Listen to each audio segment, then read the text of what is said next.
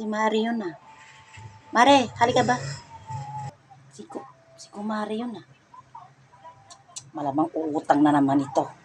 Ay, Mare, tingnan mo to. May sabon akong ibibigay sa'yo. Legit to. Oh, talaga Mare? Legit to? Sigurado ka Mare? Oo Mare, legit to. Oh, ito sa'yo na. Pero oy, Mare, pwede pa utang. Bayaran lang ta sa sunod na Sabado.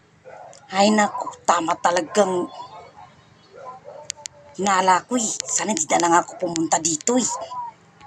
Sige na Mari, may parcel kasi akong darating eh. Wala pa naman akong pera. Sunod pa ng Sabado ang sahod ni kumpare mo. Sige na Mari, pautang lang 500. Oh, sige na nga Mari, pautangin na kita. Oh, ito, 500. Sabado, babayaran mo to ha. Sige. Ay, oo naman Mari, salamat.